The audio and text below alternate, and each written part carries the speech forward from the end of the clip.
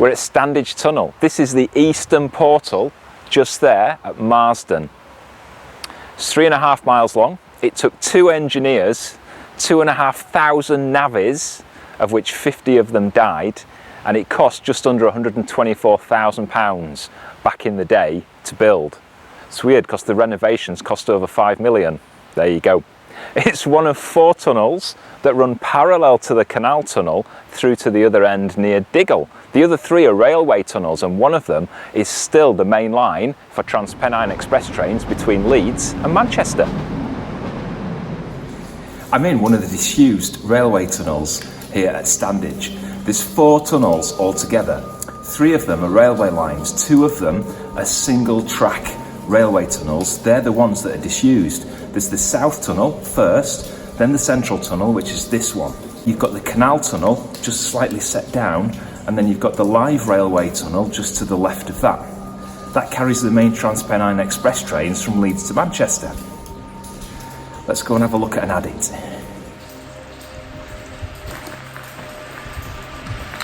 Okay, let's watch the cables.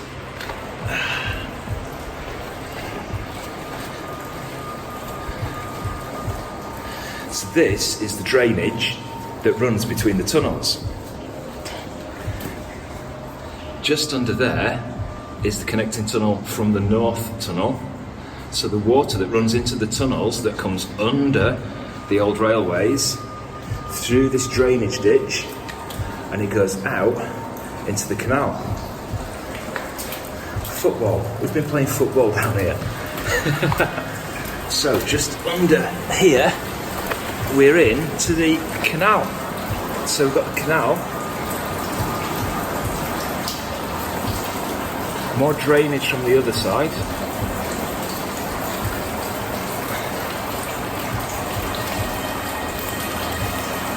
Now up there you can see some timber frames and some metal joists. Let's go and have a look why. So when they built the other railway tunnel, the railway company built these bridges over the canal, and that was so they could get all the spoil from the railway tunnels as they were building them and ship it out through the canal tunnel. So here is the live railway line. I'm not going to get any closer because it is dangerous.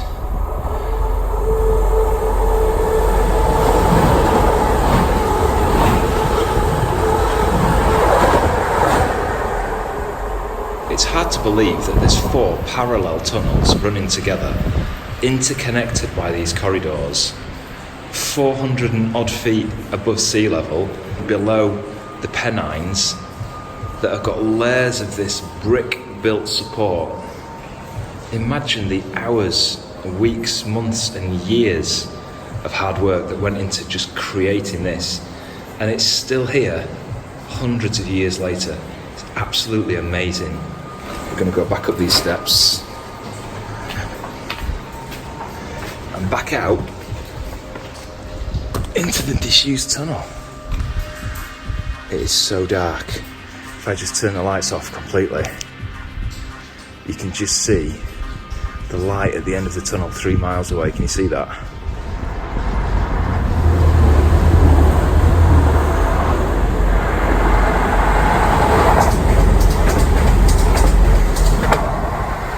Some interesting facts for you then. The tunnel is 3.5 miles long. It's 645 feet above sea level, but it's 636 feet below the top of the Pennines.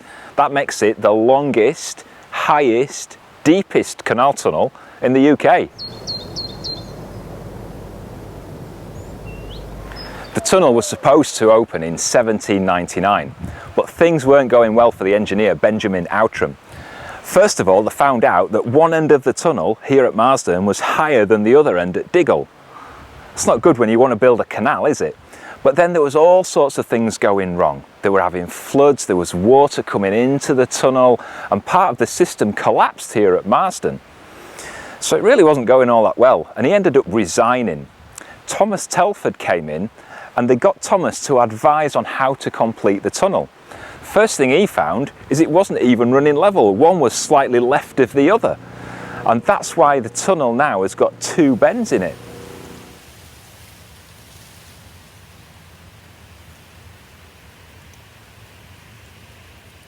Hundreds of feet below me is the canal and railway tunnels. And this is one of the ventilation shafts that rises up through the hill and bursts out of the top. They use these for ventilation, but they also use them to bring up all the rock and spoil that they were digging out as they were creating the tunnels down below. Just found this memorial right next to the ventilation shaft. It's for the 7th Battalion of the Duke of Wellington Regiment from World War II. And I tell you what an honour, what a place to be memorialised. The view from this is just stunning.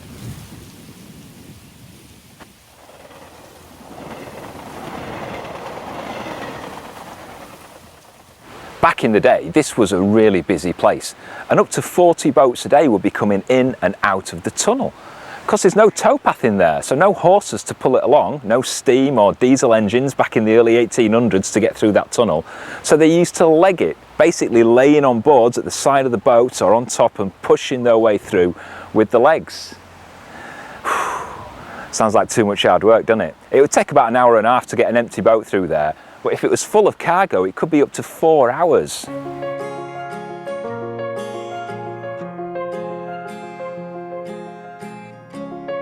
When they renovated the canal back between 1981 and 2001, they managed to save a lot of the historical architecture around Standedge.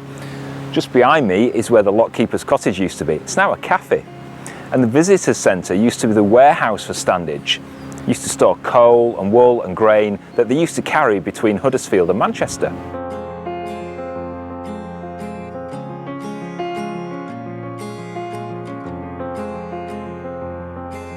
208 years ago, a boat called Lively Lady emerged from that portal there, first boat to come through the tunnel.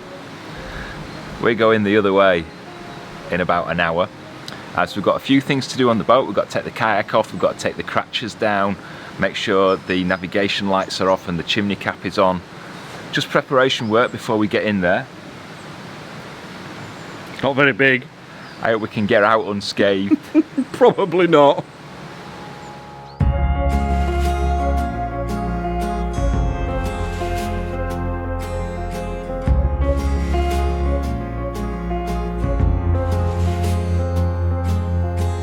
To make sure that you can get through Standedge Tunnel safely and manage to squeeze through, the Canal and River Trust measure your boat before you go in. The maximum width is 6'10", maximum height above the water is 6'2", and the maximum draft below the water, that's how deep you sit in the water, is 3'3".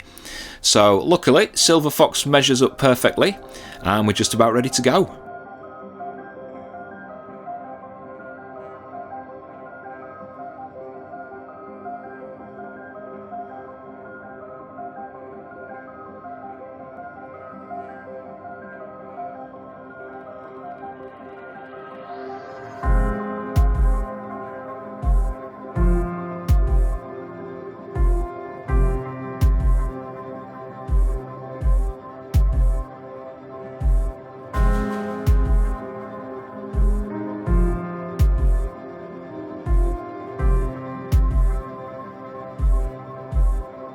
Literally just a few yards to our right hand side is the double line railway tunnel, and when they built it in the late 1800s, the mining caused a lot of damage to this tunnel, so the railway company had to cough up and they built these brick supports alternately down the damaged sections of the canal, also known as jack arches, and it fixed the damage that they did, and it also strengthened the tunnel from any movement in the hills.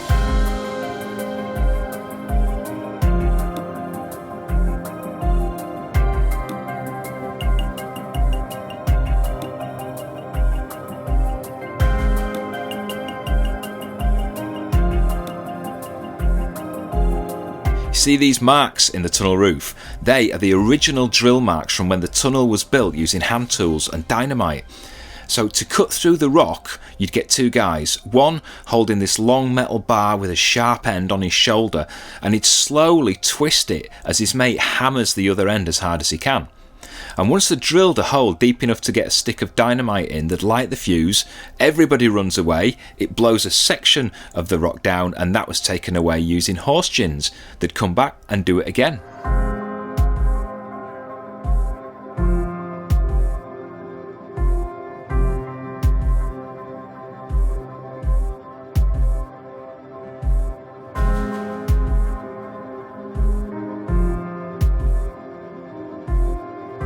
Can you imagine legging your boat through here 120 years ago with steam trains tearing through the railway tunnels next to you? Oh, it'd have been brilliant. You wouldn't just feel them thundering past, but a few seconds later you'd get the clouds of smoke and steam just filling the canal tunnel. Now the train tunnels share the same ventilation shafts with the canal, and the water coming down from the roof is falling from one of the 7 shafts that are situated directly above us. Now the water falls about 500 feet down these shafts, and it causes the air around it to flow down with it, so it brings the air down, and because all the tunnels are connected by adits, the movement of the trains and the water coming down circulates the air. I'll tell you what, it would be amazing to have been in here when the steam trains were around.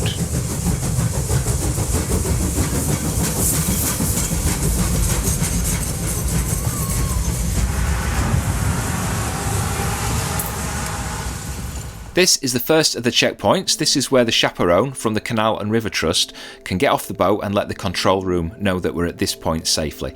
If there was a problem, we can evacuate the boat here, just go up those steps, and it brings us out into that same disused railway tunnel I showed you earlier. And you can still get emergency vehicles in and out of this tunnel, so if ever there was an emergency, at least we'd be able to get out quickly.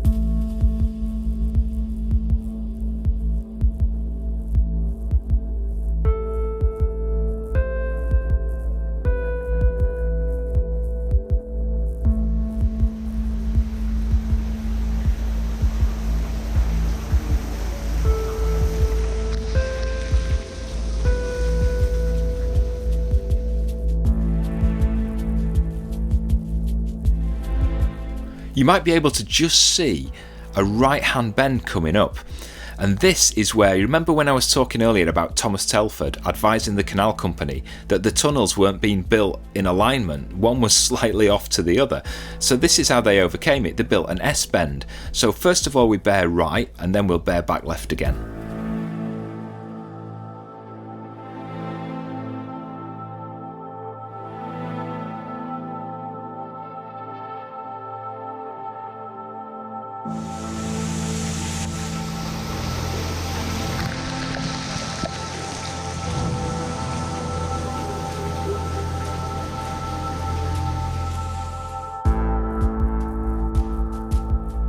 Most of the tunnel you've seen so far has been brick lined, but about half of it is just unlined bare rock, and some parts of it are quite stable, but others have crumbled over the years and need more stabilising.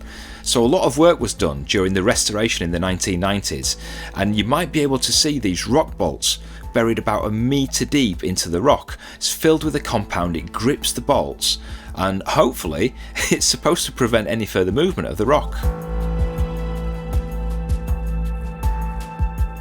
Now when the surface of the rock was loose, they'd use this steel mesh and spread it across the roof and walls, and then in some parts they've sprayed it with this specially formulated concrete, and it works by strengthening the rock, but a consequence of it is it reduced the width of the tunnel in these sections, so it takes a bit more to squeeze your boat through. It does look really alien though.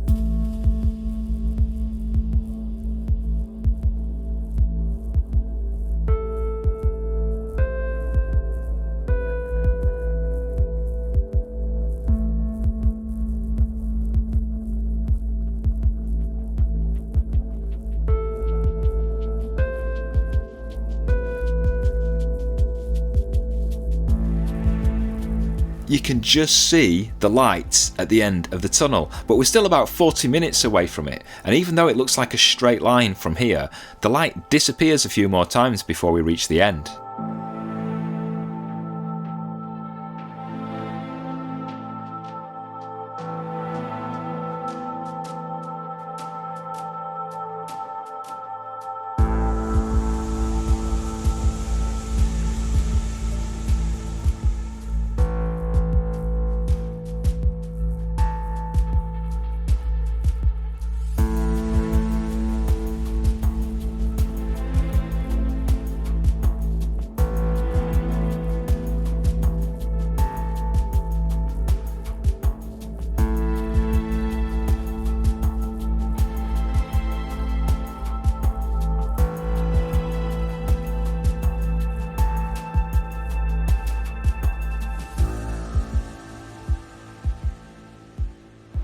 Have you ever been to Alton Towers?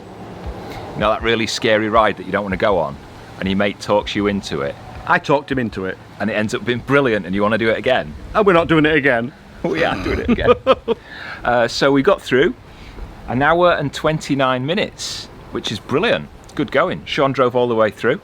We only got one little ding, and it was on the gunnel. And Yep. it'll be painted out within an hour. You'll never know it was there. I'm on it. They close the gates behind you as soon as you come out. You can see the narrowboat and the leggers. That's really cool, is that? Cool gate. And it's brilliant inside. You will get a bit wet, and it's a bit dark and cramped. You will get very wet 'cause it's like a waterfall at 2 points, isn't it? Yeah. But they really light your boat up well, so you can see everything. It's really good. As you come out of the tunnel, you moor up on the right-hand side. There's a water point, and you can get all your gear back on the boat, like your chimney, because we've just lit a fire, and your pram and cratch covers, and the kayak, and your navigation lights. So we've just put all that back on, and then there's a mooring point about 200 metres around the corner, and we're just going to stay there for a few days and chill out. Rest. And rest. So the canal tunnel comes out about 200 metres after the railway tunnel. Where we're moored here is right by the side of where the trains come out of the tunnel, or in the tunnel. There it is. There one is. If you're interested in going through Standage Tunnel, either with your own boat or taking a trip boat from the Standage at Marsden end, there's the details down below in the description. We hope you've enjoyed this as much as we have. If you have, you can show us your appreciation by giving us a thumbs up. Subscribe if you're not already, and hit the bell, and YouTube will let you know every time we release a new episode. Leave any comments or questions or feedback just down below, and we will see you next Friday. Take care. See you later. Bye. That looks like a little hole. I can't do that, can we? Nope, train of thought's gone. Right. Train. Train.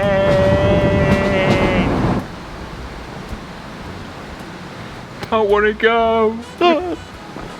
Dylan's gone in the cafe. People talking. And a train. The tunnel is 3.5 miles long.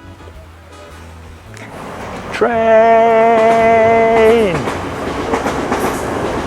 That's back in those days. There was no steam or hoses. There would have been 40 boats. Take 3. Just across the way, I've forgotten what it's called. Visitor Centre, warehouse, coal, wool and grain. Just wait for the wind. Stop being windy.